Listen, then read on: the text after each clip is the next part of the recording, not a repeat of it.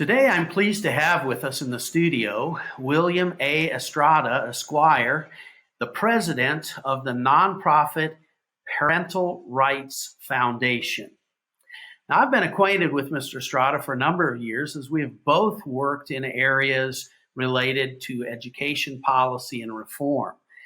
Prior to his work with Parental Rights Foundation, he served as a civil rights analyst for the U.S. Department of Health and Human Services, HHS agency, from 2018 to 2021. Before that, he worked with Homeschool Legal Defense Association, the Action Group, for a number of years, and that's particularly where we had some interaction earlier on. So, Will, it's great to have you with us today, and welcome to the State of Education. Melvin, I've always loved working with you over the years, and it's an honor to be on. Thank you. Well, you're welcome, and I'm looking forward to our conversation today. Well, really, what I'd like us to do today is have a conversation around parental rights, okay? Natural law, statutory law, Supreme Court rulings, and other case stuff. You're well versed in that. I want parents especially to be informed and to know how they should and can get involved in this issue. So why don't we start off like this for our listeners who may be new to this whole idea of parental rights.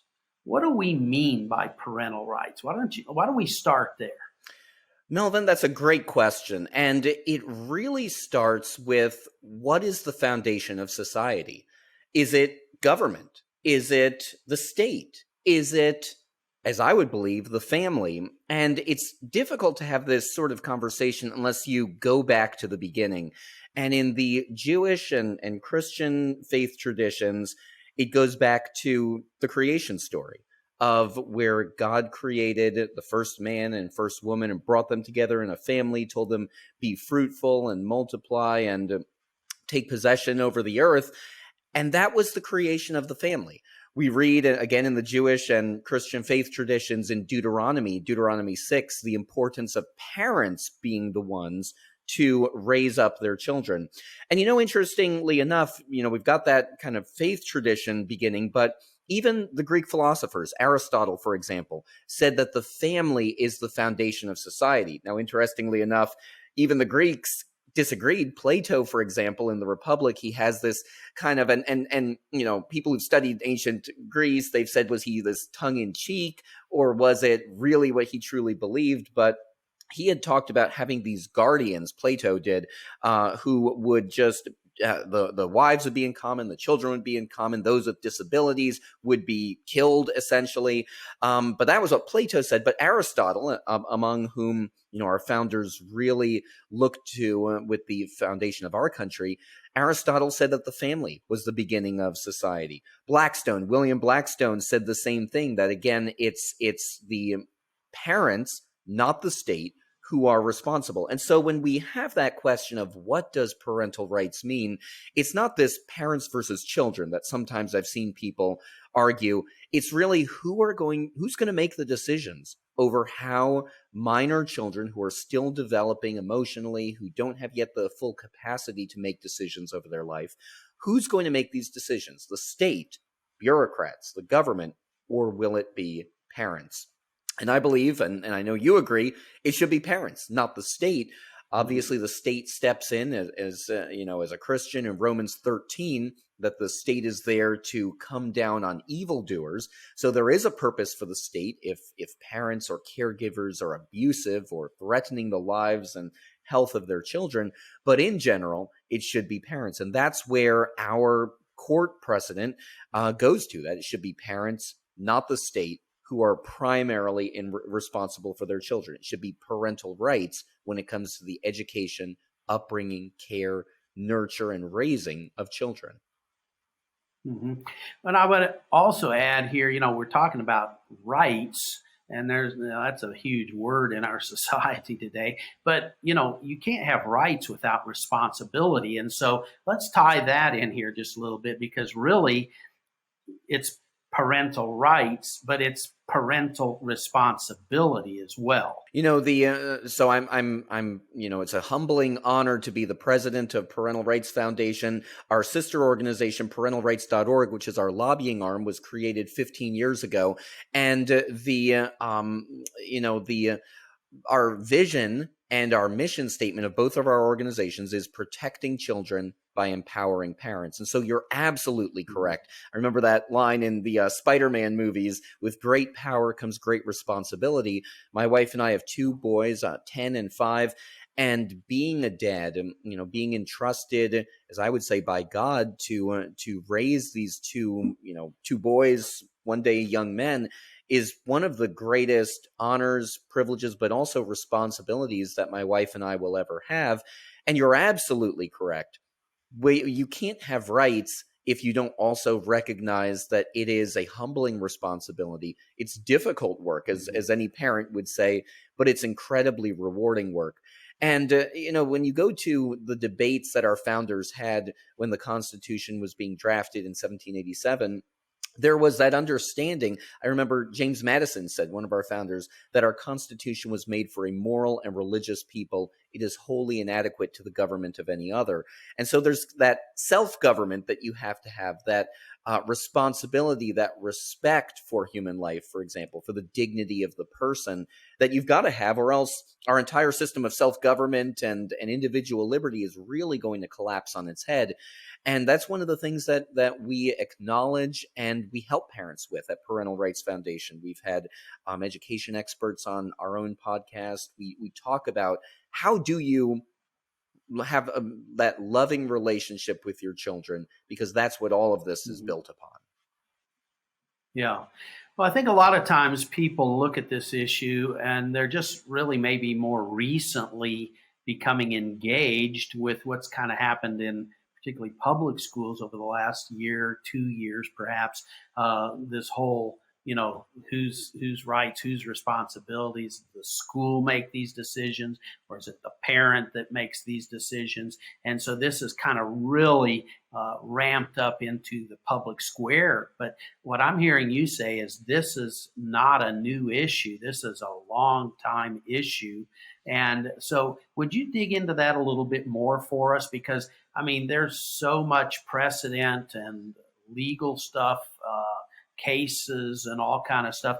Why don't you jump into that and help inform our listeners about, really there's a long track record here that sets precedent for where we are today. Oh, absolutely, Melvin. And I think it is, as what you're saying right there, it's so important to remember that these debates over the role of the state, public schools, who's in charge of raising children, they're not new debates.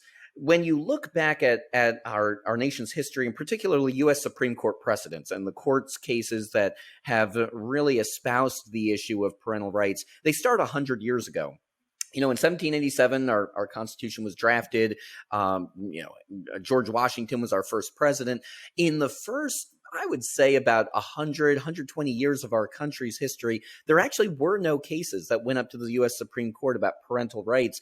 It was well recognized that parents were the people responsible for raising their children. The state was small. You didn't have a lot of government involvement in these issues. It wasn't until the turn of the 20th century, so early 1900s, that these debates really started. And they were first rooted in immigration, mass immigration, and unfortunately in xenophobia that was happening in the early part of our country in the 1900s. You'll remember there was a great deal of immigration, primarily from poor Europeans who were coming to our country. Many of them were Roman Catholic as well. There was an anti-Catholic bias. We all know the history of the Blaine Amendments, which were actually first intended. Senator Blaine was trying to get an amendment to the U.S. Constitution to enact these Blaine Amendments. He failed in that, narrowly failed in that, and then they became state, either statutes or state constitutional amendments, and the majority of states in our country had them. But these first laws that really were challenged in the U.S. Supreme Court were rooted in this xenophobia, anti-Catholic bias.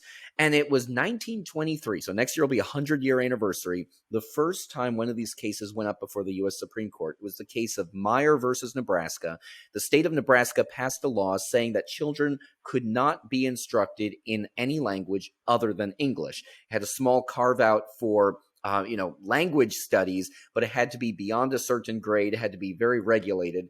And so the state of Nebraska was trying to advance only English and crack down on immigrants. So Mr. Meyer was a teacher in a one-room schoolhouse. He was teaching a German immigrant, a 10-year-old boy, how to read, and he was using the German Bible, and he was prosecuted by the state of Nebraska. This case went up to the U.S. Supreme Court. The U.S. Supreme Court struck down Nebraska's law banning instruction in a different language. And here's what the U.S. Supreme Court said. This was the first case that really outlined parental rights as a fundamental right. Fundamental rights are the highest protection in our country, the highest level of rights. The U.S. Supreme Court said in 1923, quote, "The individual has certain fundamental rights which must be respected." Then a little bit later, they're talking about the U.S. Constitution's 14th Amendment's due process clause, and the U.S. Supreme Court kind of gave the money quote, where they said, quote, "Without doubt, it denotes not merely freedom from bodily restraint, but also the right of the individual to contract, to engage in any of the common occupations of life, to acquire useful knowledge, to marry, establish a home, and bring up children, to worship God according to the dictates of his own conscience, and generally to enjoy those privileges long recognized at common law as essential to the orderly pursuit of happiness by free men," end quote. So Melvin, that was the first case that really got into parental rights as a fundamental right. I can go through the other cases, or you tell me what would be best. Yeah, let's dig into a few more of those, because I think these cases establish the precedent, and I think it's important for our audience to know that this is not a one-off kind of thing. But before we continue, you mentioned the Blaine Amendment, and we hear about that a lot. Talk to our audience. What's the real crux of that? I know, but talk to us. So Blaine amendments were specifically prohibitions on state funds going to private schools. Is it just private schools, or is it private schools that instruct from a faith-based sectarian perspective? Schools? You're absolutely right. Private sectarian schools. So think of Catholic schools, Jewish schools. Nowadays, it would be Christian schools as well. So you're absolutely right. Private sectarian schools, private religious schools, what we would think of as there you go. The local Catholic school, Christian school down the road. And it might seem mind-boggling to us that in the early 1900s, they were trying to do this. It almost seems like a hostility to religion. But the public schools were primarily Protestant at the time. There was still prayer in schools. There was the Pledge of Allegiance. There was Bible reading in schools. The Gideons, I'm a member of the Gideons International. They were invited into the public schools, early 1900s to come share the gospel, give out the New Testaments to the students. And so it was primarily a hostility to the Roman Catholic private schools, because many devout Roman Catholic parents at the time, they said, well, we don't want to have this Protestant education that's in the public schools. We want to create our own private schools.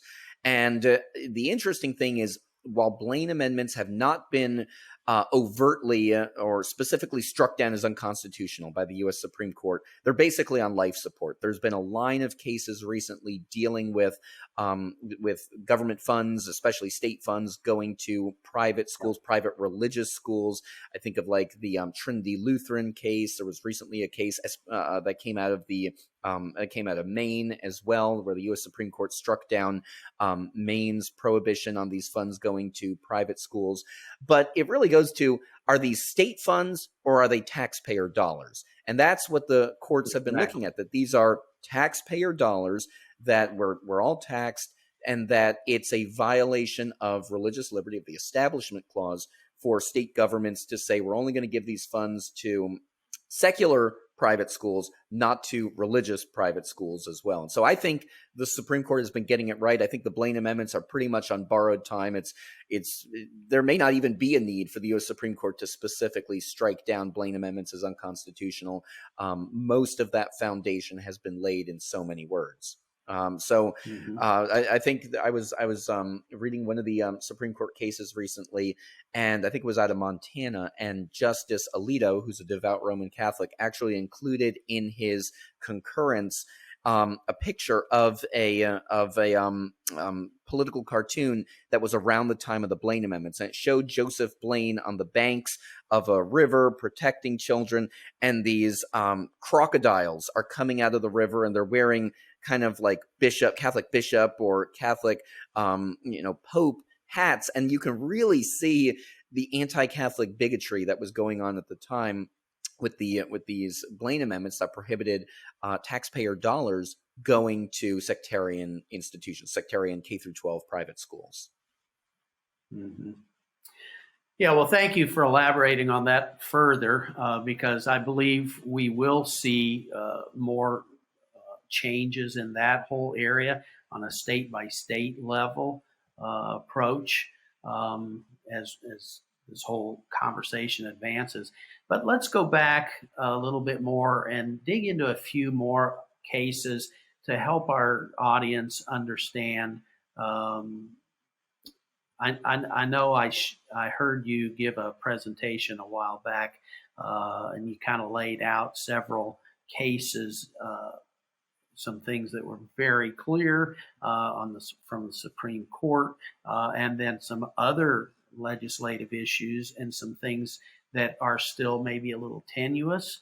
But talk about that, because I think it's important for people to understand what the law says on these things. And at the end of the day, as parents of children, particularly as we relate to education here, but it goes well beyond education, right? This whole issue goes well beyond education. But certainly our focus and really the focus of this conversation is particularly around the parental decisions of their child's education. And we want people to be well informed on this issue so that they can make decisions with confidence, knowing that if they are challenged, there's precedent and that they can push back and they can make sure that they have their proper influence on their children.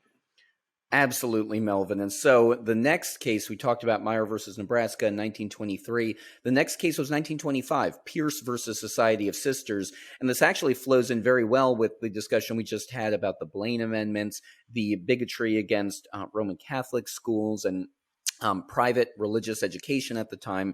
The state of Oregon actually passed a law that prohibited parents from sending their children to private schools. And it's Pierce versus Society of Sisters. The Society of Sisters was a Roman Catholic private school in Oregon. And so the school and the parents filed a lawsuit against Oregon's law. Interestingly enough, this is a clear example of the anti-Catholic bigotry that was happening at the time, because the Oregon legislature said, we don't want kids to go to private school. Public school is the only one they can go to. The KKK, the Ku Klux Klan, actually was significantly involved in the lobbying of the Oregon legislature and in support of this law. It went up to the U.S. Supreme Court, and the U.S. Supreme Court struck down Oregon's law. And it said, it was a great quote, it's one of my favorite quotes. The U.S. Supreme Court said in 1925 in Pierce versus Society of Sisters, quote, "The fundamental theory of liberty upon which all governments in this union repose excludes any general power of the state to standardize its children by forcing them to accept instruction from public teachers only. The child is not the mere creature of the state. Those who nurture him and direct his destiny have the right, coupled with the high duty," sort of like what we were talking about, that responsibility, "to recognize and prepare him for additional obligations," end quote. It was a really strong case, again, carving out the right of parents, not the state, to decide how children should be raised, educated, and cared for. Then fast forward to 1972. This was the case of Wisconsin versus Yoder. And this was the state of Wisconsin had a compulsory attendance statute requiring children to go to school up until grade 12. And the parents in this case were old order Amish. They were Mennonites, and they said, we want our children to go to the public schools up until grade 8. Then we think they know, reading, they know writing, they know arithmetic, they know what they need to know to be productive members of society. Then we want them to come home and to grow up in our faith. So learning how to farm, learning how to work in their community.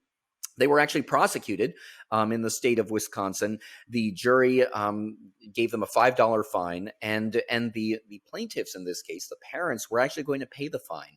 And it was a Mennonite lawyer who said, this is going to set a terrible precedent for people of faith, for parents, for parental rights, and urged them, notwithstanding their non-resistant approach towards the government, to appeal the case. And so the case went up to the U.S. Supreme Court, and the U.S. Supreme Court struck down this punishment of the $5 fine that the parents had been administered, and said, and here's just the great quote, the U.S. Supreme Court said, quote, this case involves the fundamental interest of parents as contrasted with that of the state to guide the religious future and education of their children. The history and culture of Western civilization reflect a strong tradition of parental concern for the nurture and upbringing of their children.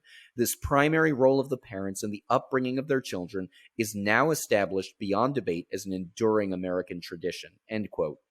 Interestingly enough, right around this time, Melvin, was when homeschooling began to see a resurgence. You had, in the 60s, prayer was taken out of public schools. You had the sexual revolution. You had a lot of what I would say is the seeds being laid of the fruit that we're now reaping in public education being laid in the 60s and 70s. And so as parents in the 70s, early 80s were beginning to pull their children out of public school to look to homeschooling, they were relying on these cases, Wisconsin versus Yoder, Meyer versus Nebraska, Pierce versus Society of Sisters, to lay that legal foundation for parents to be able to have the right to direct the education of their children. When Homeschool Legal Defense Association, where I worked for 14 years as an attorney, was founded in 1983 by Mike Farris and Mike Smith, when they were, homeschooling was illegal in most of the 50 states. There were a couple where it was still legal, but they were relying on these Supreme Court cases and this precedent to argue that parents should have the right to direct the education, upbringing, raising of their children. And then one more U.S. Supreme Court case I want to cite. This was more recently. It was in Troxel versus Granville. It was a case in 2000. And this, unlike the other three cases, was not an education case. It was a grandparent visitation case that came out of the state of Washington. The state of Washington had a very broad visitation statute that anyone who wanted to say, I want to have a relationship with an individual child, didn't even need to be a family member or even a grandparent, could have standing and could file suit, notwithstanding what the parents wished.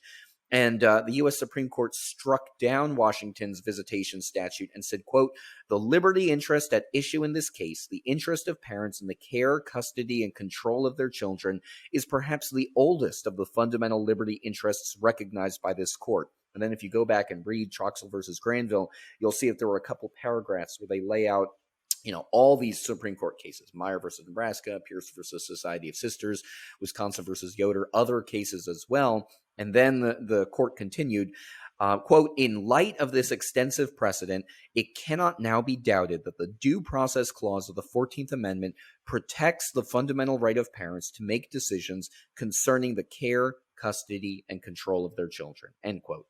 So, Melvin, that's where parental rights are right now. We've gone back to the Jewish and Christian faith traditions. We've looked at the Greek philosophers like Aristotle. Blackstone supported parental rights. And then in our country, parental rights are fundamental. Those are the four, what I say are the seminal Supreme Court cases that have laid that out. I think as we discuss this further, there are cases that have limited the role of parents in public education, but the right of parents generally to be able to make these decisions, to choose a homeschool, to choose a private school, to have that freedom absent state coercion, has been well laid out by the U.S. Supreme Court. And currently the debate is how much rights should parents in public schools have over the education of their children. Mm-hmm. Yeah, well, thank you for sharing all that. That's very, very informative. Gives certainly a lot of perspective.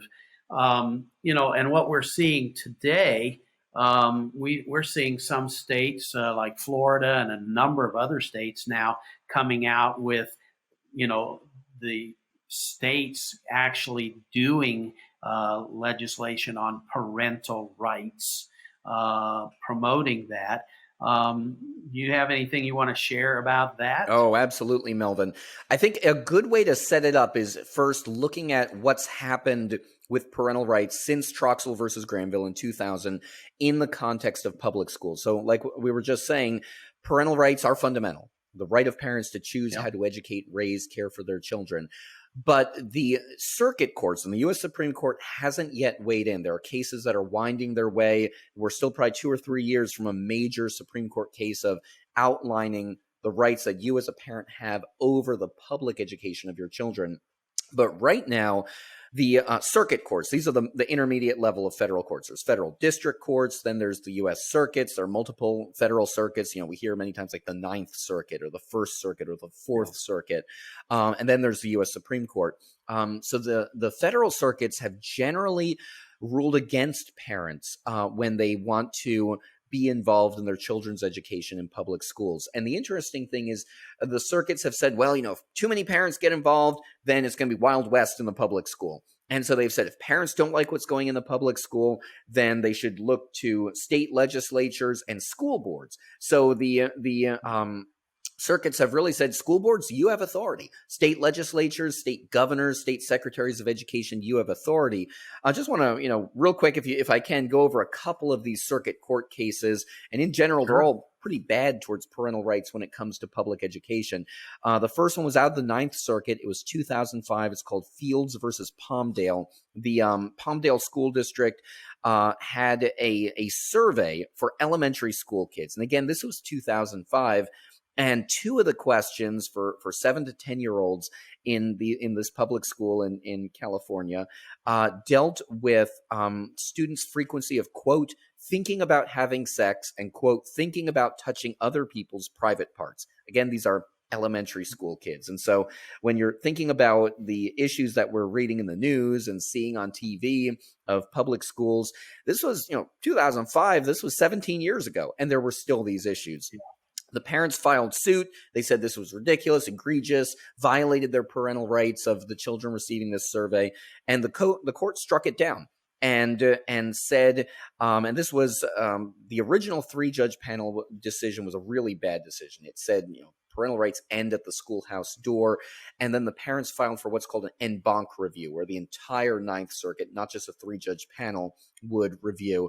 The court denied the en banc review, but they did kind of walk back some of the more egregious provisions. So I'm going to read from the denial of the en banc hearing review, but still kind of affirming the decision, saying, nope, parents, you don't have a right to file suit. So what the en banc denial decision said, in sum, we affirm that the Meyer-Pierce due process right of parents to make decisions regarding their children's education does not entitle individual parents to enjoin school boards from providing information the boards determine to be appropriate in connection with the performance of their educational functions. So they denied parental rights if it goes to educational functions. That's a pretty big, a loophole for public schools. Then the court continued, nor does our decision address any question of state law or consider any issues that might be raised by the parents in state court. Nor, as we stated unequivocally, does our opinion address the propriety of the school allowing the survey to be circulated.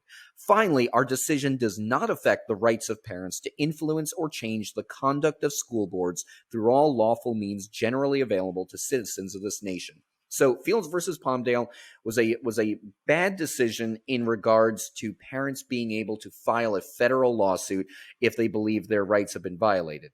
But it left the door open. It said right there, you can do state legislation, you can do state court. States might have a more broad state law protecting parental rights, which we're going to talk to. You previewed that, Melvin, a few moments ago. Yeah. And school boards, of course, have the means to influence or change the conduct of the schools. Another case, this was Blah versus Fort Thomas Public School District. It came out of the Sixth Circuit in 2005. This was a public school dress code case. And it was, interestingly enough, the dad filed suit on behalf of his daughter. The dad was an attorney, saying, my daughter wants to be able to wear whatever she wants. The Fort Thomas Public School District had a dress code. The court overruled the parent, upheld the dress code, and said, quote, while parents can choose between public and private schools, they do not have a constitutional right to direct how a public school teaches their child. And that's a pretty bad decision, because parents right now are wrestling with that. But the court went on to say, if you don't like it, go get involved in the school board elections, and school boards should be able to make these decisions.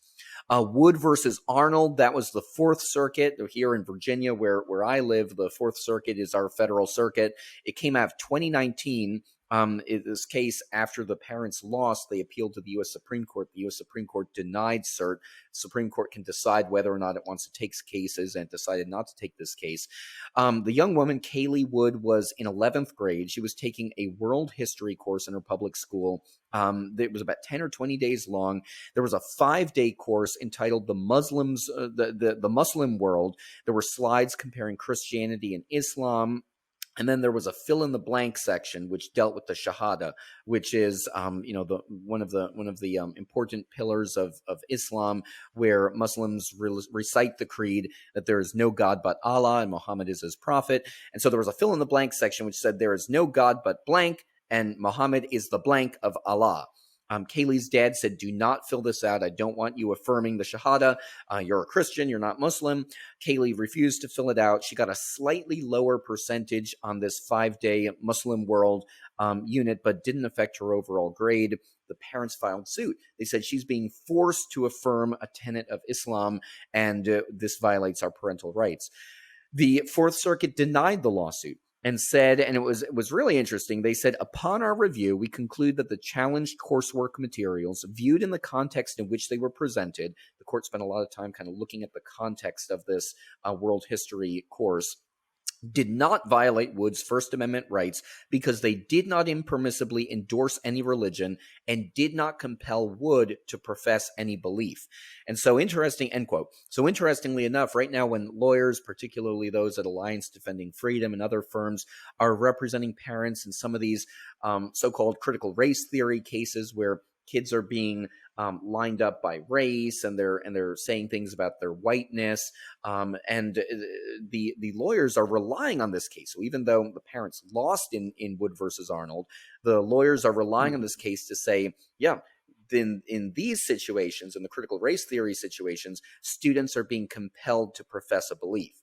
So in Wood versus Arnold, the Fourth Circuit went on and said, quote, school authorities, not courts, are charged with the responsibility of deciding what speech is appropriate in the classroom, end quote. So again, even though the parents lost, the Fourth Circuit said, it's the school authorities. It's the school board that's responsible for making these decisions.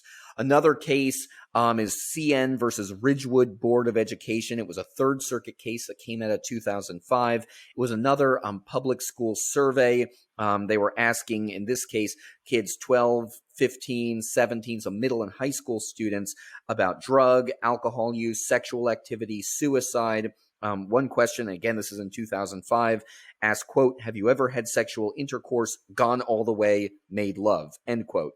And the court ruled against the parents. Parents were very frustrated that their kids had received this survey without parental consent.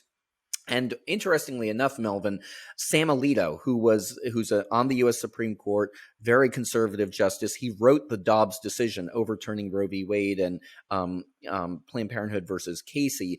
He ruled for the public school and ruled against the parents. And here's what the court said. Quote, school defendants in no way indoctrinated the students in any particular outlook on these sensitive topics. At most, they may have introduced a few topics unknown to certain individuals. We thus conclude that the survey's interference with parental decision-making authority did not amount to a constitutional violation. And so the court said this was a survey. it was not enough to be construed as indoctrination. We're sorry you got this question, but it's not indoctrination. One survey is not indoctrination. And so again, some of the lawyers arguing critical race theory, some of the graphic sex ed in public schools, they're relying on this decision, even though the court ruled against parental rights. They're saying that case, it was a survey. They said it wasn't indoctrination. But when your entire summer reading list, for example, is all graphic sex ed or critical race theory books, that is construed as indoctrination. The courts are right now wrestling, is that indoctrination? And we're going to have to wait and see. One more case I want to talk about was from the First Circuit in 2008, and this was Parker versus Hurley. And this was some kids in kindergarten and elementary school age were read in the classroom 2 books. One was called Who's in a Family? It depicted different families, including single parent families, an extended family, an interracial family, animal families, and then a family without children, and then the one that came up in this lawsuit, a family with 2 dads and a family with 2 moms. And then the book concluded by saying, who's in a family? The people who love you the most, end quote. The parents were concerned that this was trying to indoctrinate their young children about gay marriage against their religious beliefs. And then the other book was a book that was read aloud to 2nd grade students. Some of our listeners may be familiar with it. It was called King and King. It's about 2 princes who get married. They're at the end, they're getting married, the 2 princes, and they're leaning in to kiss, and there's a heart over it, so you don't actually see their lips touching. The 2nd grader, Joey, in this case, who told his parents about the book, the parents described him as agitated and remembered him calling the book so silly. And both sets of parents, the ones who What's in a Family and the ones of King and King, wanted to have their kids exempted from any future readings regarding gay marriage or gay families. Again, remember, this is 2005. This is before the Obergefell decision, before the U.S. Supreme Court found that there was a constitutional right to gay marriage. So way back in the day, of where things are today, the school refused to exempt these kindergartners and elementary school kids from these books. And what the First Circuit said in Parker versus Hurley is, quote, public schools are not obliged to shield individual students from ideas which potentially are religiously offensive, particularly when the school imposes no requirement that the student agree with or affirm those ideas or even participate in discussions about them. The reading by a teacher of one book, or even 3, and even if to a young and impressionable child, does not constitute indoctrination. Then the court went on, we do not suggest that the school's choice of books for young students has not deeply offended the plaintiff's sincerely held religious beliefs. If the school system has been insufficiently sensitive to such religious beliefs, the plaintiffs may seek recourse to the normal political processes for change in the town and state. They are not, however, entitled to a federal judicial remedy under the U.S. Constitution. And so in this final case we just looked at, Parker versus Hurley, the court again said, just reading a book, that's not indoctrination. And also, if you don't like it, you can go and do the normal political processes in the town and state, so school board, state legislature. And so even though this is a bad decision for parental rights in the public school classroom, lawyers today are relying on it, saying, all right, that was the reading of a book. Now it's just so much in the fabric of the curriculum that's indoctrination. Mm-hmm. So one final thing, you mentioned the state legislation. 15 states have now adopted fundamental parental rights bills. Some of them in 2021, Florida, for example, enacted a Parents' Bill of Rights. This past year, Georgia enacted a Parents' Bill of Rights, which say that parental rights are fundamental. And then they go beyond that. They say, and as such, parents in the public school classroom have the right to review the curriculum, the right to be involved in their children's education. Our organization has led the way on this. We've been backing these parents' bills of rights. We've been backing fundamental parental rights statutes. And in states that have these fundamental parental rights statutes and, even better, parents' bills of rights, parents are doing what these circuit courts have said. They're going to the state legislature. They're getting greater protections for parental rights in the public school classroom with the passage of these laws. Mm-hmm. Wow. Well, you have given us a lot to digest, and I appreciate that, Will. I'm sure that our audience will as well. You've shared kind of different angles and just kind of that whole historical, the way things have developed. Let's talk a little bit now about takeaways. So I want to say that I think, one of the things for sure that we heard in the takeaways from particularly the lower courts and, the district courts decisions where they, quote, ruled against the parent and defended the school. However, there was always that focus that, look, if you're not happy, this is not where you fix the problem. You fix the problem at the state and at the local school board level. And I think that is a significant takeaway that we should really emphasize here, because at the end of the day, if parents will be involved in their state issues, in state legislation, working with their legislators to get parental rights focuses developed, and also working with their local school boards, making sure that the local school boards are hearing them, are responding to them. And if they aren't, look, it's a process. And in most cases, where most school boards are elected, not all, but where they are elected, that's where parents can organize and they can replace board members who are not, in their minds, meeting the criteria that parents would expect out of their schools. Melvin, there was once a time in our nation's history where school board races were considered the most important elections in the country. And I don't know when exactly that changed, but I think if you were to talk to most people, they'd say, oh, the presidential elections are the most important. The presidential elections get the most turnout. But because of the brilliance of our founders with our federalist system of local control and state control, and then the federal government, the news wants you to think that the president is the most powerful. But when it comes to the raising of our children, when it comes to parental rights, it's the local school boards. It's our town councils. It's our county government. It's our state legislatures. They have far more authority than even the U.S. Department of Education. And we need to get back, Melvin, to where the school board races are the most important race in our country, especially if your children are in public school. My wife and I live in Loudoun County. We homeschool our children. Homeschooling has been working great for our children. I'm a homeschool graduate myself, but not everyone homeschools. It's every child is different. Some children may do better in a public or private school. And I truly do feel that the school board races are the most important one. So what's the takeaway? Parents, find out who's running for school board. Maybe consider running for school board yourself. It's a lot of work. Maybe grandparents run for school board if your children have aged out of the system, but you can make a big difference and get involved. Go to those school board meetings, share your views with your school board.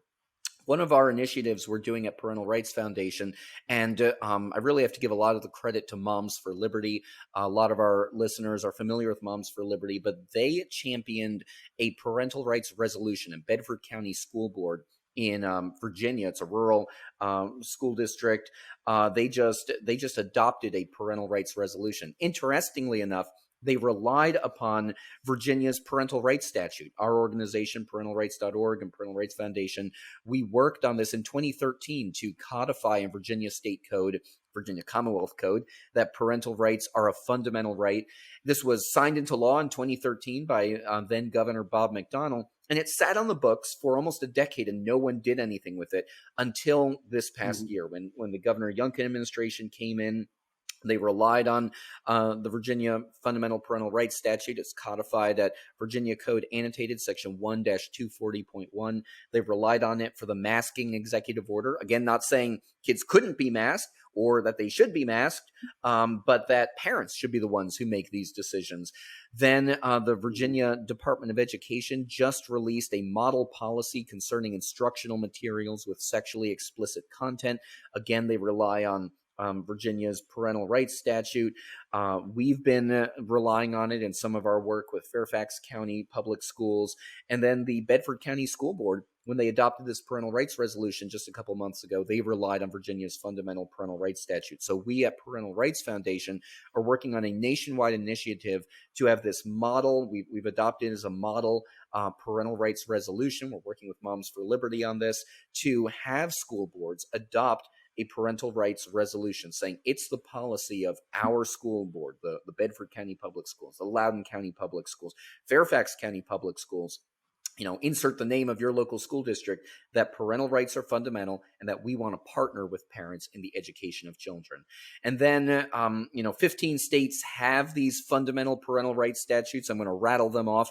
They're West Virginia, Kansas, Michigan, Texas, Utah, Arizona, Colorado, Nevada, Virginia, Oklahoma, Idaho, Wyoming, Florida, Montana, and Georgia.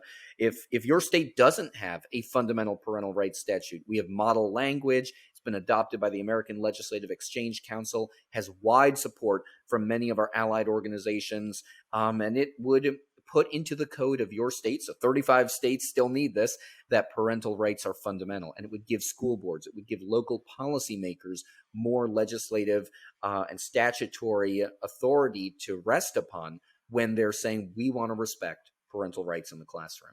So, Will, I don't know if you know this or not, but I actually am a resident of Bedford County. I did not know that. Well, my hat is off to you, Melvin. And really very, very proud of the parents of our county who, took this thing seriously about what was going on in our schools and went all out and transformed our school board this last year. And worked hard, worked the polls, and ran candidates that supported parents' rights. And as a result, then that new board, a solid conservative majority board, started passing these resolutions and a number of other things that are very good. I'm very proud of what they're doing, and I might also add, like you said, it really is being used as a model now across the country as a resolution. And while a resolution differs from actual law, it still lays out the principles of how the board intends for the system to work. And that is a lot easier than passing certain laws as well, though it doesn't maybe have the same teeth. On the other side of that, there are some states that I want to be careful I don't confuse issues here, but there are states like Virginia that is a right to work state. In other words, a person can get a job without forcibly being a member of a union. And, there are many right to work states across the country. And so there is motion, there's energy going into focusing on we are a parental rights state. Because what happens when that happens, that becomes a draw to citizens who are looking for a good place to raise their family or a good place to get a career and good, healthy employment where they can make decisions on their own without manipulation or any other kind of thing. And so I'm very excited. Look, we've got a very, very, very long way to go to bring substantial reform, to really reclaim education culture in this country. We all know that. But for those of us that have been working in this space for a long time, it's very exciting, some of the things that are going on. I think people are waking up, realizing that it's in their interest, it's in their children's interest to have some of the changes, some of the reforms, to get involved, to be involved as parents, to stand up for their values and their beliefs, and to push back. And so as we kind of head into summing up here, we've been going at it for a while, but very informative, and I appreciate it so much, Will. What would you say, particularly to parents, but let's talk to educators? I believe that most of the educators, even in public schools, um, they have their heart is for equipping these students for life, and they really care about their kids, and they're not into all of this politically motivated stuff that indoctrinations that are going on. They'd like to see education really get back to equipping kids for life. And so for parents, for educators, for legislators who are kind of caught in the decisions and what's going on here and there, and what is really best for their constituents, what would you say to these folk, just by way of encouragement, positive things that they can do by just practical engagement, practical action, practical attitudes, and what can they do to help make things better? Melvin, that is just a great question. And it starts with an acknowledgement of what we said at the beginning of who's going to be making these decisions. Will it be unelected, unaccountable bureaucrats, or even elected bureaucrats, elected government officials? So will it be the state, or will it be moms and dads who love their kids? And at the end of the day, it always should be the parents, the loving parents. And so anything in our policies that can do that can recognize that parents are their children's first educators and people who raise them is good. It is just so critically important because it's a fundamental question. It's a worldview question of who's going to be making these decisions. And so it starts with us individuals, parents, grandparents, people who care about this issue of, like you said, in Bedford County, of being involved, of knowing the issues, of getting good men and women elected to positions of government, whether it's local school boards or mayor or our state legislature or our governor. And then for policymakers, it's acknowledging that it's not me. It's not me as an elected official who should be making these decisions. Parents, we're a very pluralistic country, and parents are going to make decisions. And I may disagree with the decisions that a parent makes for their child, but I shouldn't be the one making that. And so government needs to really recognize that your role in all levels of government should be respecting parental rights. It should be civil society. It should be houses of worship that should be influencing parents towards maybe better parenting, what I might think is better parenting. Obviously, of course, if it's abuse or neglect, then the government gets involved. But just because I don't like a parent's way of raising their children doesn't mean that I need to then strip parental rights away.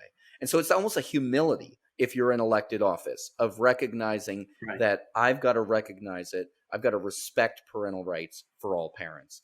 And when you approach it with that, then it makes the policy making easier. It makes, how am I empowering parents to best protect their children by getting government out of the way in most of these instances of child raising?